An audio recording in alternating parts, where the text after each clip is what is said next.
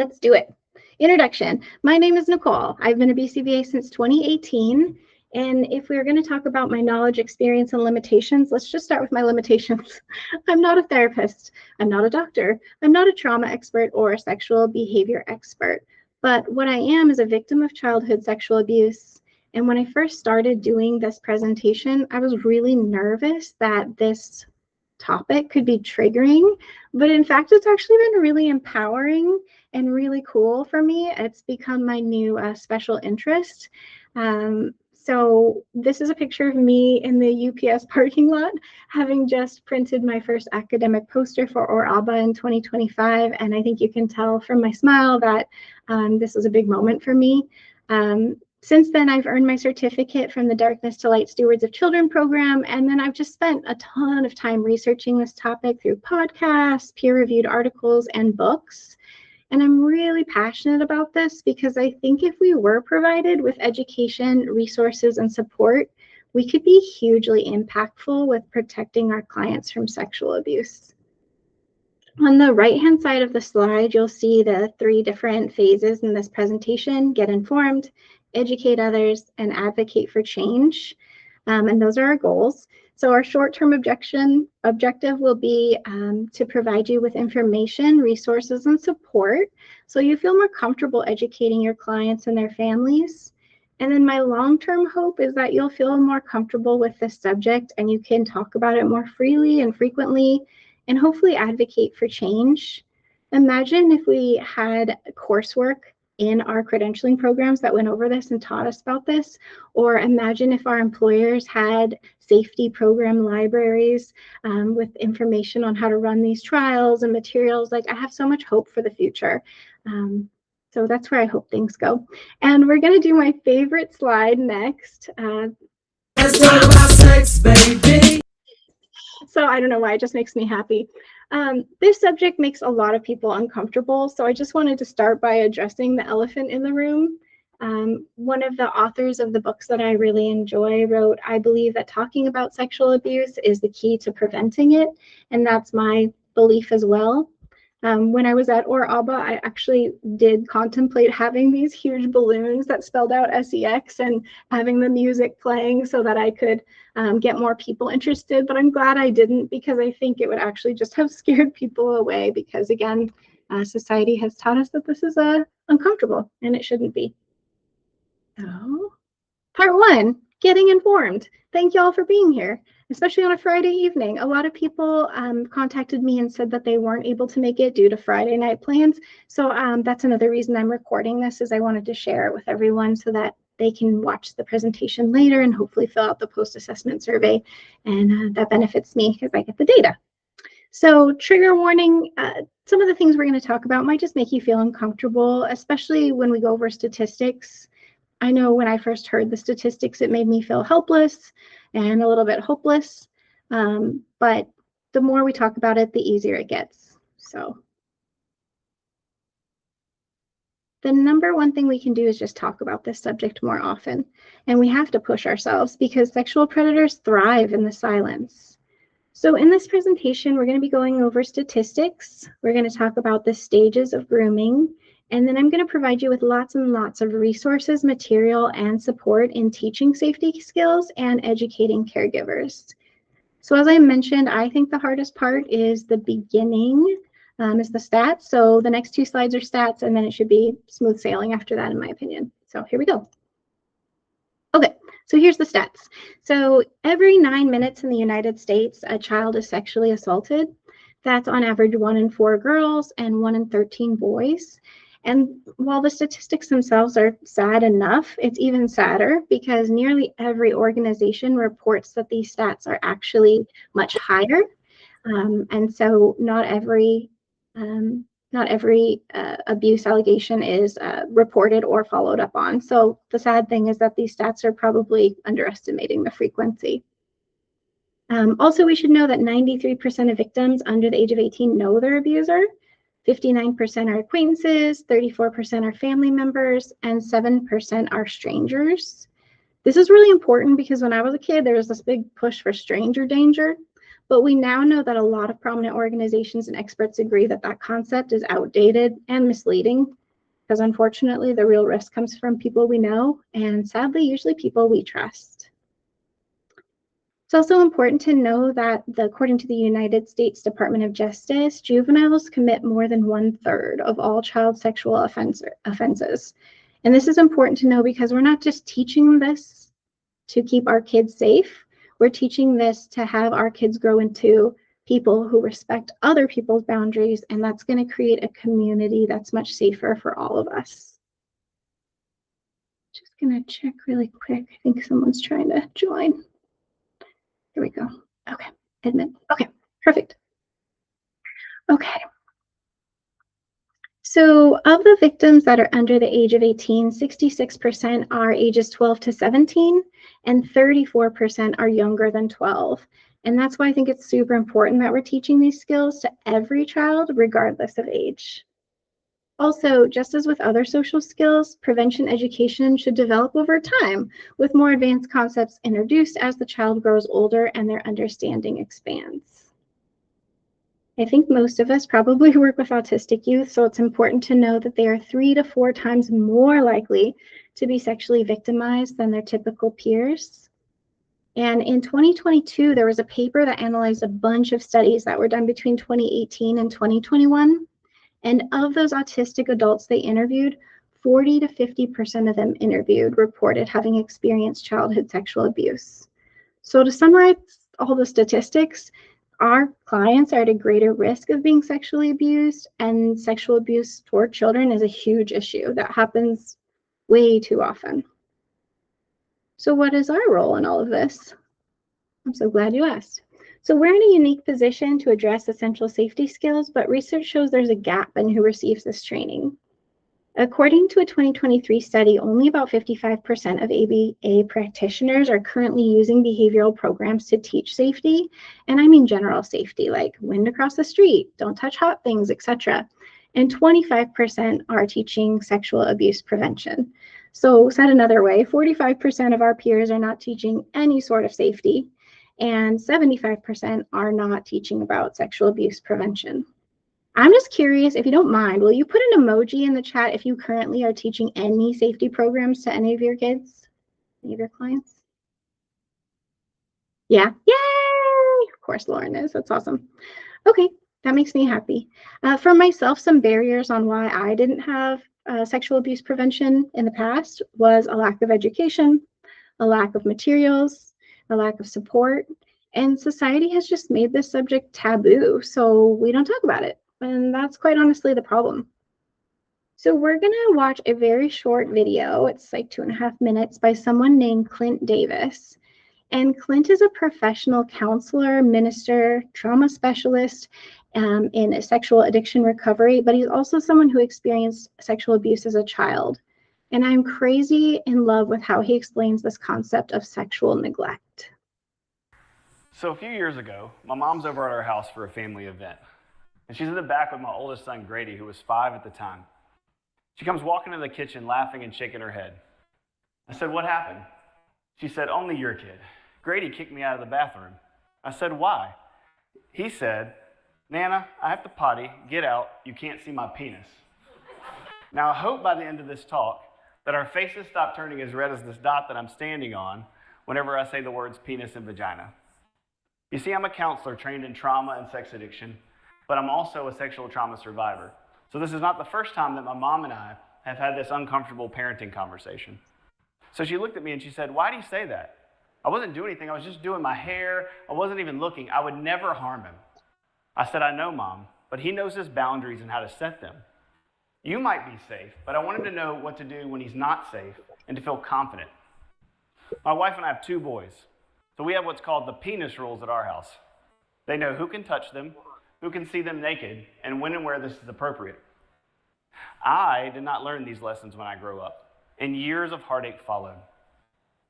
I believe that a child who does not learn these rules is unintentionally neglected.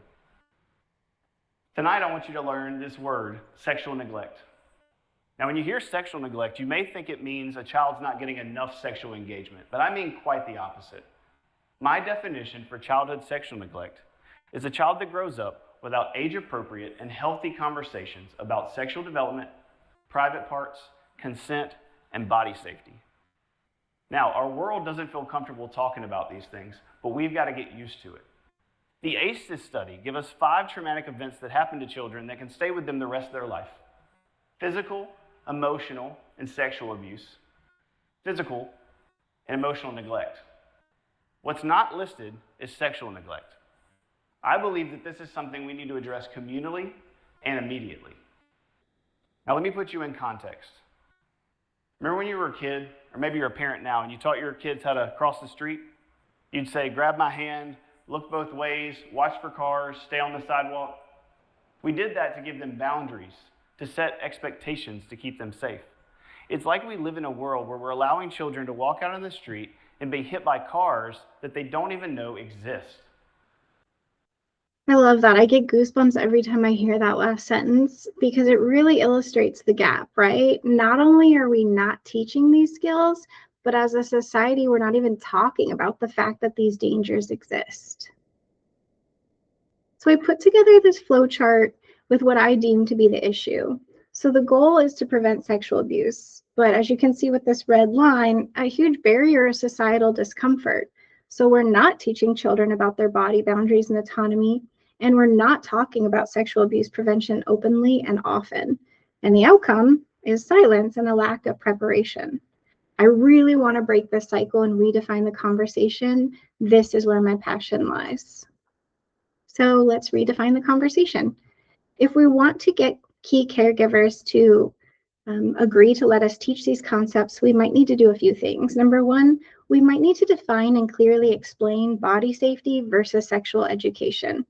When people hear the word sex or sexual, they might react negatively.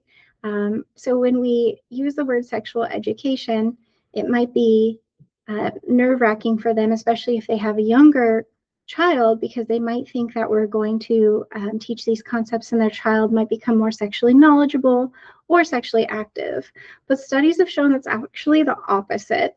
According to the World Health Organization, well-designed child sexual abuse prevention and education programs do not increase young people's sexual activity or make them start having sex earlier.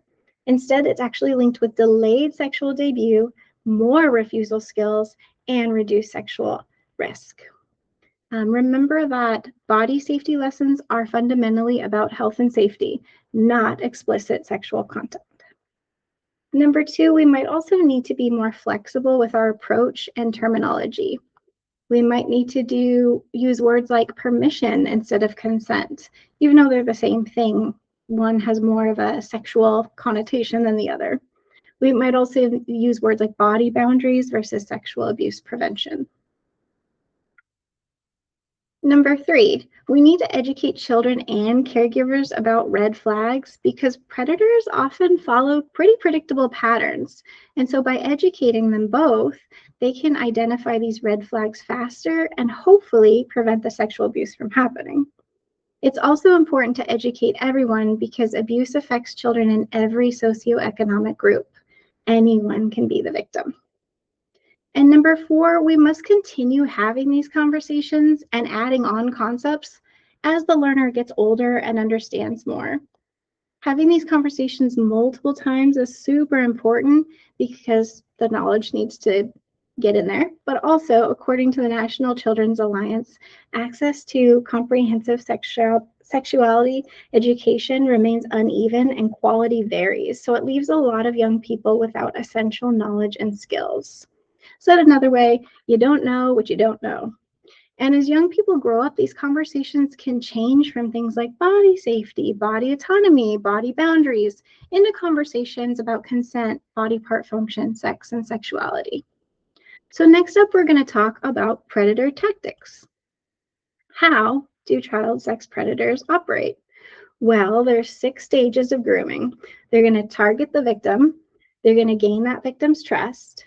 They're going to fill a need. They're going to isolate the child. They're going to sexualize the relationship, and then they're going to maintain control. And so you might be asking yourself, well, if we know what the stages are, why is it so hard to stop sexual abuse? Well, predators are opportunistic and patient. One of the things I learned in this process is that they often prioritize access to children over personal preference. So even if they're wanting a young female, if what they have access to is a young male, then it's very possible the young male will be sexually abused because they are accessible to the predator. Another thing is that sexual predators are willing to invest time and build trust with both the child and the child's family. And it happens super gradually through small boundary violations or requests to keep secrets or increased physical contact. A third reason it's hard to identify predators is that they frequently appear likable and helpful. So they might be giving gifts, offering compliments, supporting the family. Yes, I can babysit for you free of charge. And that makes it difficult to recognize harmful behavior because there's so much positive action. In fact, families might even make excuses when they do see a red flag because there's a lot more green flags. And the last reason it's so hard to stop predators is they don't fit a single stereotype. They can come from any background and not appear suspicious. They are usually male, but they can be female. They can work together as a couple. They could be well respected in the community, and they can quite literally be hidden in plain sight. So we're just going to go over some red flags and predatory tactics. So secrecy, can you keep a secret? Friendship, you're my special friend. Isolation, let's spend time together, just me and you. Affection, does anyone need a hug? Shame, your parents will never forgive you if they find out. Free services and gifts, yeah, I can babysit you. Games and humor, want to hear a dirty joke? Ego boosting, you're the best one on the team. Inclusion and normalizing, it's normal. Everyone does this. Stop being such a big baby. Empathy, your parents don't understand you, but I do. And void filling, I'm sorry your dad left, but I'm here for you. And some more normalizing or desensitization. Let's play the pocket game. And just like that, we finished our first objective. I hope y'all are feeling a little bit more informed. We went over the stats, we went over how predators operate, and next up, the meat of this presentation, I want to give you a lot of program ideas and resources to help you teach safety skills and educate caregivers. One of the coolest things I discovered, and I wish I'd known about it sooner, is Aaron's Law Toolkit, which FYI, you can literally type into Google, Aaron's Law Toolkit. It is approved in 38 states. They're listed here. There's a few states that people in this presentation might not have access to this curriculum. I mean, you'll have access to it, anyone has access to it, but it might not be approved in your state. So there are other curriculums similar, but the concepts like body boundaries, autonomy are going to be very, very, very similar across all curriculum. So this is Erin Marin, and she's the one who created Aaron's Law. She's a sexual abuse survivor and advocate, and she pushed for legislation for public schools to have to provide age-appropriate education about things like body boundaries and how to recognize and report abuse. Illinois was the first state to say yes and accept Aaron's Law, and like I said, 38 states have now said yes. And Aaron's Law Toolkit is super cool. There is lesson plans, professional trainings and resources. There's family and caregiver tools. It's aligned with state health education standards, and extra cool, they even have resources available in Spanish. So it is very cool. And here I just have some images of some random things I found within Aaron's Law Toolkit just to show you how cool it is. So there's, protocols on how to do it. There's material links to videos. They categorize it by age. So it's kindergarten through 2nd, 3rd through 5th, 6th through 8th, and 9th through 12th. There's lesson overviews, and that helps ensure consistency, but I think it also helps the teacher feel a lot more confident teaching these subjects. Okay, so key safety skills to teach. FYI, many of these are intertwined. So even though we're talking about them as categories, just know that there's a lot of intertwined between, there's a lot of things intertwined between the two categories. And these are the categories I came up with that just make sense to my brain. And we're going to go over each of these in more detail with program ideas for each.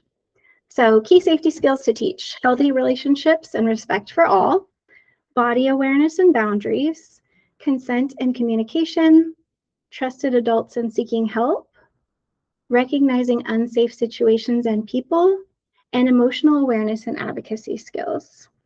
And just a heads up, because I don't want you to feel like you have to write a lot down, especially with the program idea pages. Again, when you finish the post-assessment survey, you'll have access to the Google Drive that has all of these there. So don't feel like you need to be writing like a crazy fast person or anything like that. Okay, healthy relationships and respect. So this includes understanding friendships and diverse people and family structures, practicing empathy, respect, inclusion, and cultural responsiveness. And this foundation is actually going to support preventing violence, abuse, and bullying.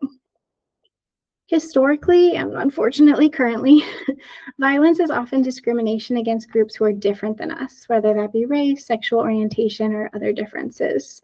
So while it's important that we teach our clients about differences, it's also really important that we teach about sameness and commonalities, so we can teach and foster true inclusion. For some reason, every time I talk about healthy relationships and respect, I think about a meditation I did years ago, which is, we are all human beings who want to experience love and do not want to experience pain. And so I don't know why, I just always feel the need to do that meditation when talking about this. Okay, so these are some program ideas that have to do with healthy relationships and respect. And so I'll just name a few examples. So let's say you put different images in front of your learner and you ask them, show me sharing, and they indicate which of the images depicts sharing behavior. Or maybe you ask your learner, how does this person feel? And they say, she feels sad. And you go, why does she feel sad? Her friends aren't playing with her. So another idea, maybe you ask your learner, what can we do if we want to make a new friend? And appropriate responses might be, say hello to them or play with them. You can ask yes, no questions. Is it okay to play with someone who looks different than you? Yes. Affirmations. I can be kind and respectful to everyone, even if they're different from me. I love affirmations for circle time, especially. In general, we could also just ensure we're using diverse people and family structures in our prepared materials, whether that's books, videos, photos. We can have reinforcement strategies to reward kindness, empathy, and respect toward others. And of course, we can use role play, games, social scripts, video modeling, and pretend play to practice inclusive behaviors like greeting others or inviting people to join in with us or recognizing signs of loneliness or being left out. We're essentially teaching empathy. Okay, next up, body awareness and boundaries. We want to be teaching medically accurate body part names, understanding body ownership and personal boundaries. I'm the boss of my body. And knowing safe versus unsafe touch and public versus private spaces. So teaching accurate body part names is so important because predators are going to try to use different names to confuse the child. And using the real names for the body parts will help the children clearly tell us what is happening in a way that we will understand. So if one of my clients came up to me and said, you know, so-and-so touched my cookies, in my head, I'm like, yeah, it's okay. But if they come up and say, someone touched my vagina, okay, red flag, that's huge, right? So if we're teaching them the right names, then we're going to understand when someone crosses those boundaries a lot faster. Now I have this weird idea. Let's just pretend that you're a mom and you have a young son. And let's say you're hanging out at home and you notice he's touching his penis. And maybe in your head, you're like, this is kind of uncomfortable. I'm just going to pretend I don't see that. But instead, let's pretend that you're going to say to him, hey, I see you're touching your penis, and that's your body. It's okay to touch your body. You can touch yourself. You are the boss of your body. But this is a private behavior, so we need to do this in a private place, like your bedroom. FYI, it's not okay for anyone to ever watch you touching your private parts, and it's never okay for anyone to touch your private parts outside of doctor appointments, but of course, I'll be there with you. In this very simple example, we're doing so many cool things. We're teaching the child the accurate names for their body parts. We're teaching them there is no shame in this behavior. We're teaching them where they can engage in this behavior. We're teaching him that he's the boss of his body and can make these decisions. And last, we're also teaching prevention strategies. So something like this just illustrates how you can have a very simple conversation and it could lead to so many cool things. Program ideas, maybe you teach your nonverbal children how to say no. There's ways to do that. I've recently introduced a body scan program, which is going really well. So it starts with teaching 2 states, like I'm hungry or I'm not hungry, or I have to go bathroom, I don't have to go bathroom. And we have the SD be general, like what is your body telling you, or what does your body need right now? And once each of those pairs is mastered, then the goal is to have all of these choices on a key ring, still using a visual, and for us to ask, what does your body need? And for them to be able to flip through all the options and then articulate which one their body needs, whether that's I'm cold, I'm hot, I'm sleepy, I want to be alone, I have to go bathroom, I'm hungry, whatever it is. And then my goal, of course, will be to continue fading until we're not using visuals and we can just ask them, what does your body need? Other examples, you could ask your learner, should you move away from someone who's making you feel uncomfortable? Yes. You might have them identify or categorize public versus private places, like a bedroom versus a library, safe or unsafe touches. And of course, the major message there is anyone touching private parts, unsafe touch. We can also do receptive ID, touch elbow, show me mouth, point to penis. Obviously, we have to get consent from key decision makers first. And alternatively, you can also just teach caregivers to teach private part names by giving them books or materials so that they feel confident having these conversations. I have a couple books here that I highly recommend, and they'll be in the Google Drive too. But these 2 books are really good for teaching body part names. There's also, of course, dolls. It would be so cool if we had like a library where we can like check these out so caregivers could take them home and teach these concepts. All right, consent and communication. This includes expressing and respecting personal consent and refusal skills, differentiating between safe secrets like surprises and unsafe secrets, and using a strong voice and role playing to practice saying no. So remember, permission or consent, same thing. It's saying yes or no, but it's also listening to the response from other people. Safe secrets are surprises that make us feel happy or excited because they're nice and everyone feels happy. Whereas bad secrets might make us feel scared or sad or confused. And it's really important that we teach our clients to tell a grown-up if they're told a secret that makes them feel uncomfortable. And like I mentioned, role play is vital for encouraging persistence because you can bet that predators are going to try manipulation tactics like, why won't you hug me? You're making me sad. Your sister hugged me. So practice having our clients say no and keep saying no despite our tactics. In terms of program ideas, I quite literally have a learning opportunity right now for one of my young clients. Let's just say they're under the age of 7. And this is how it's written. Do you want a blank? And then in parentheses, preferred touch, including high fives, tickles, hugs, handshakes, knuckles, vary what you offer. If the client says yes, give them that. If they say no, keeping your facial expression positive or neutral, say, okay, you're the boss of your body, and move on. Now, when you hear that example, you might be asking, wait a second, is this an LO for your client or for your behavior technician? And I will say both. I want my behavior technicians to be asking before touching our clients, but I also want to model for our clients how we respect their boundaries. We are modeling healthy boundaries and healthy relationships. Some other ideas include asking your learner, what should you say if someone makes you uncomfortable? Stop. Yeah. Practice numerous ways, verbally and using gestures, to say yes and no. Teaching our clients to ask for permission before they hug other people. And then maybe giving examples like, hey, I'm making a card for grandma as a surprise. Is that a safe secret or a bad secret?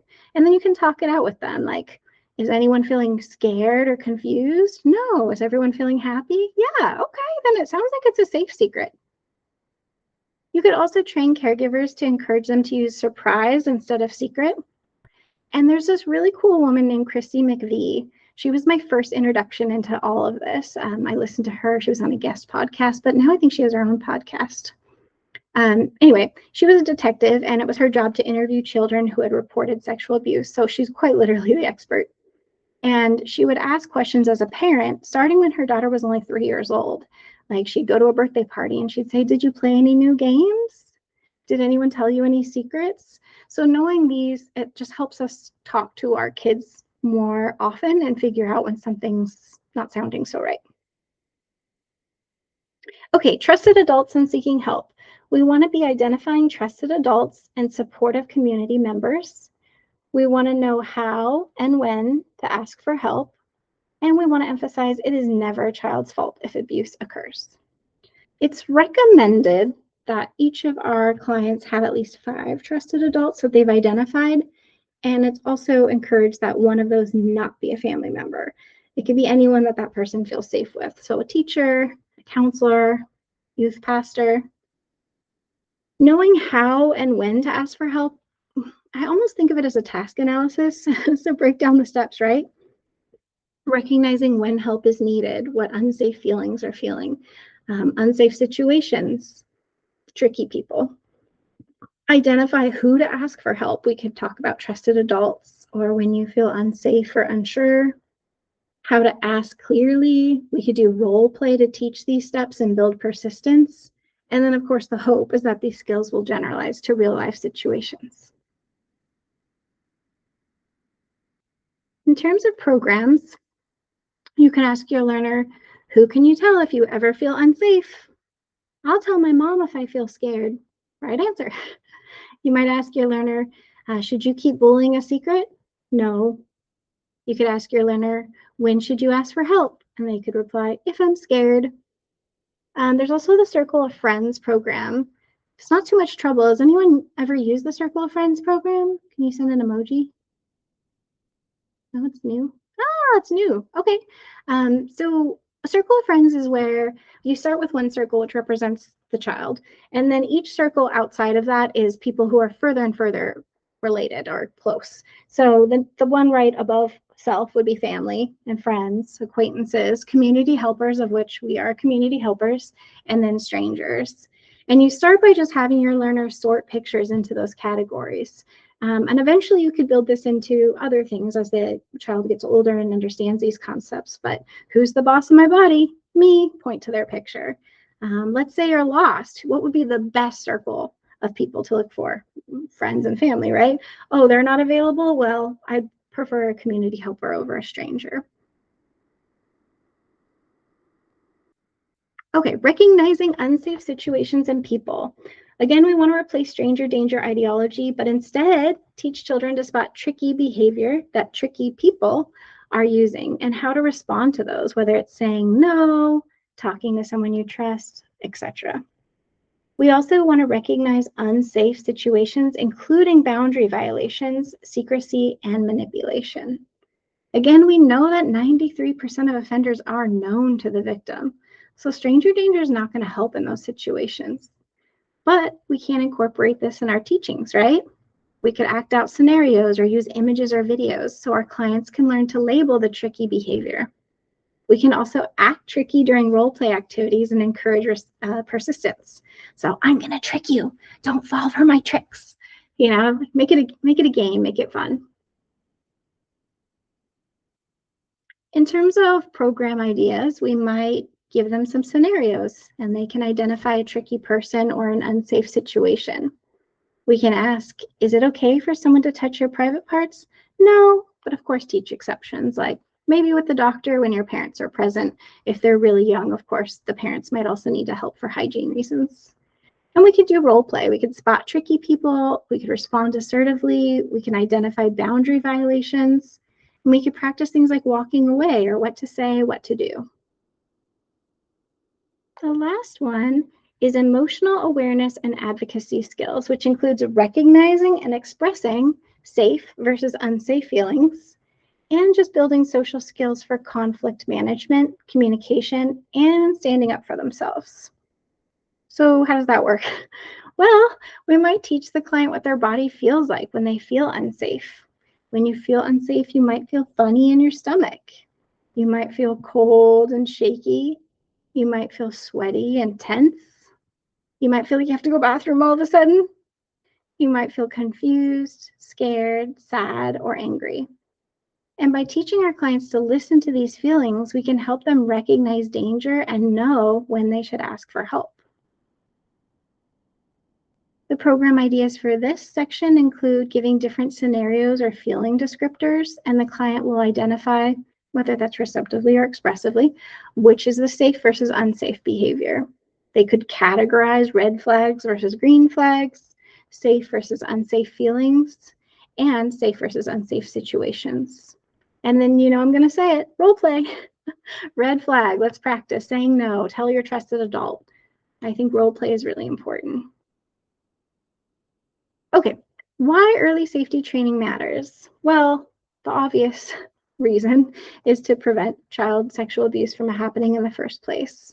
We're going to want to boost knowledge, threat recognition, and protection skills for the child and their families. Another reason would be early education training can improve the accuracy of disclosure rates. If the child recognizes that they feel unsafe and they tell a trusted adult, then hopefully we'll have more accurate disclosure.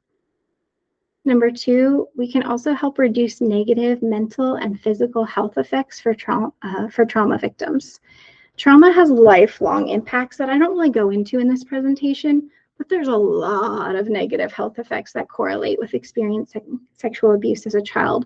And some of these include PTSD, depression, suicide, higher rate of substance abuse, relationship issues, and criminality. Thirdly, early safety training can help reduce the financial cost to our society. Fewer victims would literally save the United States billions of dollars. And number four, early safety training can break perpetration cycles. It's obviously hard to find concrete data on just how much early training will stop someone from becoming a predator because there's so many factors. But in general, we know that violent youth offenders have lower empathy.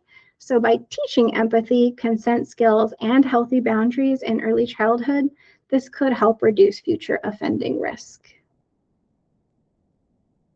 Next up, we're going to talk about caregiver involvement, which is super important, obviously.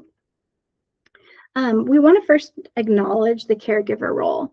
They are crucial partners in preventing abuse, and research has shown it's important to educate children, but it's equally important to make sure that caregivers also learn these prevention strategies. And it's also important that we get the caregiver's consent before we're teaching any of these topics. Caregivers should be allowed to choose who they want to teach these concepts. So are you teaching it at home? Are we teaching it at the center? Or are we both teaching it? That would be ideal. We also need to be honest and upfront about our knowledge, experience, and limitations. And we want to ensure we have permission. So we have to be very clear about how we're going to teach these concepts. What is the program goal? What are some targets we're going to be teaching? What materials are we using? Our first step is going to be to prime caregivers. We want to ensure that the caregivers feel safe and comfortable discussing this topic. So we should recognize that they might have personal trauma related to these topics. So it's important to set up, when do they want to have this first initial conversation? What concepts do they want us to teach now versus wait until the child is older? And what kind of approach do they prefer?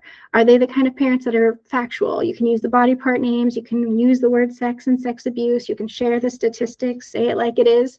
Or are they someone that would benefit from a softer approach, using words like body boundaries, giving them the materials so they can think on these concepts, just teaching one concept before the other?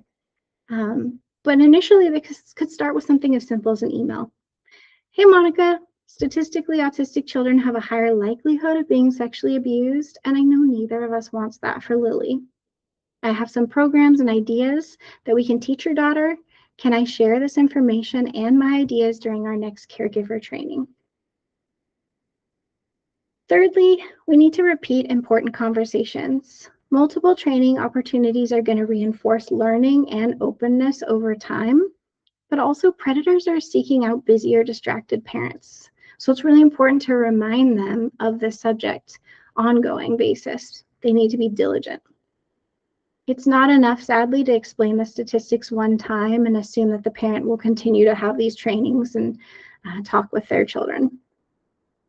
Remember that the more people having these conversations, the better.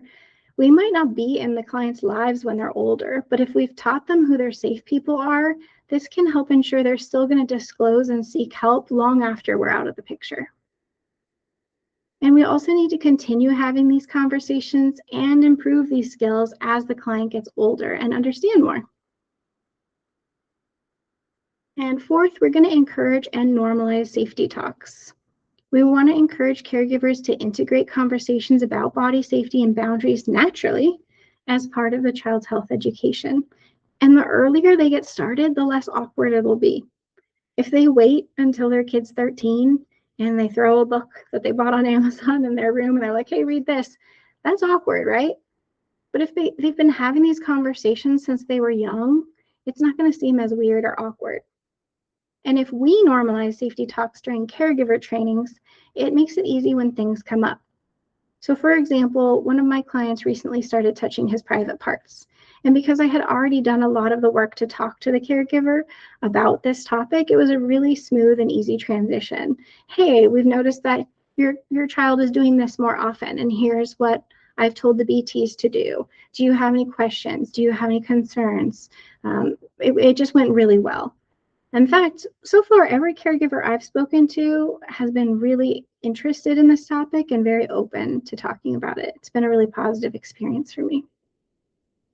And the last point when it comes to caregiver involvement is we're going to want to provide materials and support. And again, I'll share with you my Google Drive. It has all sorts of things.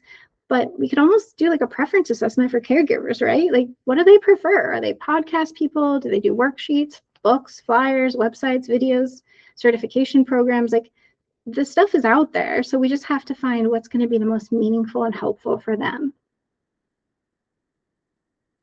So we already reviewed this, but I want to go through it one more quick time because I have a point. The 6 stages of grooming. Remember, we're targeting the victim, gaining their trust, filling a need, isolating the child, sexualizing the relationship, and maintaining control. But now let's look at how our plan to educate clients and their families are going to affect these grooming tactics from predators. So if we are educating caregivers on statistics, predators are going to have a harder time targeting those children, right? Because they're on the lookout. The families know that their kids are at a greater risk. They're going to be eyes peeled. And if we teach caregivers to recognize predator tactics and we do ongoing trainings, again, predators are going to have a hard time targeting their kids. They're going to have a harder time isolating their children and filling a void in the family. And when we teach caregivers to normalize safety talks and check-ins with their children, this is ideal. This is when predators are going to have a hard time targeting the kids, gaining their trust without others knowing, isolating the children, sexualizing the relationships, and maintaining control. And last, when we're teaching children about healthy relationships, body boundaries, consent, trusted adults, unsafe feelings, again, predators are going to have a hard time targeting those children or gaining their trust. They're going to have a hard time sexualizing those relationships and maintaining control. So that's why I'm so passionate about this. So you guys, we've done it. We've already gotten informed and we've learned how to educate others. Next up is advocacy, and there's only a few slides left. So my hope is that if you feel comfortable in the future, I'd love for you to bring awareness to this huge issue. I want you to be comfortable talking about this with your employer, ABA centers, educators, your colleagues, BCBA candidates, and even just your friends who have kids. And also by completing the post-assessment, that's going to help advocate for this as well, because I am using the data to advocate. So I'm actually going to put in here the link so that you can just click it and open it now if you'd like. Okay, here's my future dreams, out of the box ideas. What if company-wide and center-wide there was trainings and posted safety rules for all to see? There's no way a predator is going to want to work there, right? Because they know that people are trained on red flags and they're routinely setting up safety strategies. So I feel like that would be really cool. Also, caregiver trainings. ongoing caregiver trainings. We want to teach accurate body part names, red flag suggestions for things like sleepovers, sports, babysitting, emergency code words. There's so much we could do to teach the caregiver how to keep their kids safe. And there's a lot of books and flyers as well that do this in that Google Drive. In general, we want to teach caregivers to ask questions and show extracurricular activity managers that this is a family who's watching their kids closely. Remember, predators don't want to get caught. They want easy situations. So seeing a parent ask questions or having to sign something before they get to babysit or knowing that there's home rules about things like doors being closed, that's not going to be their ideal place to operate.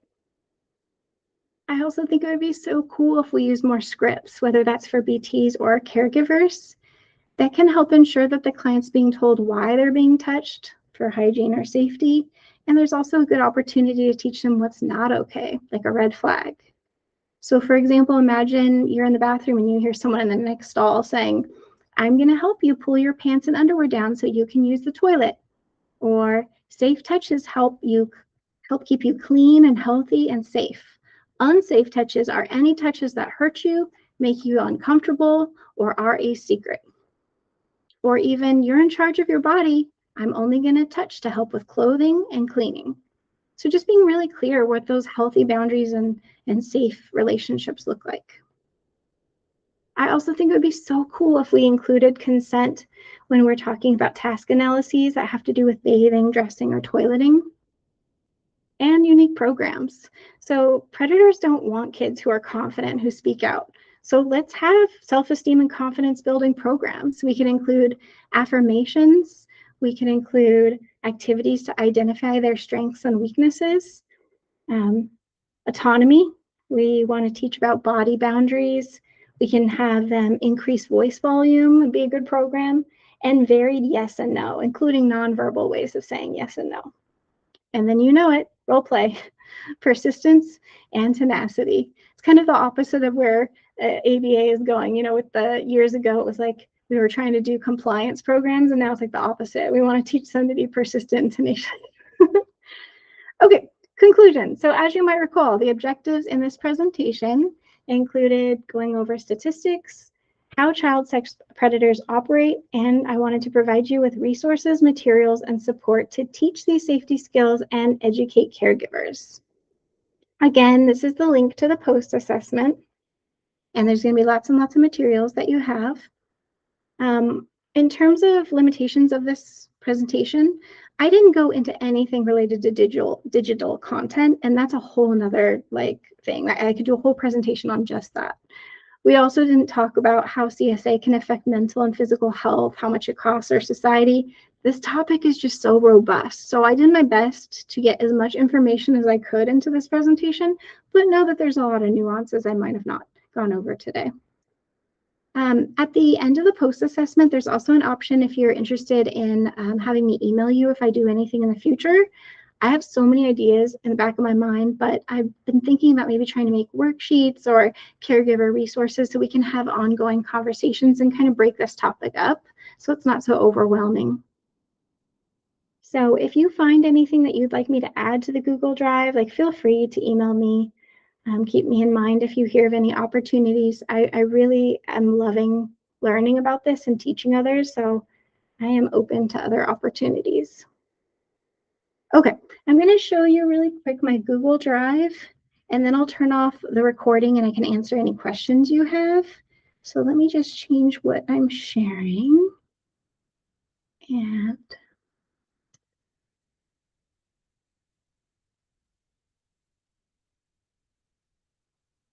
hopefully you can see that okay.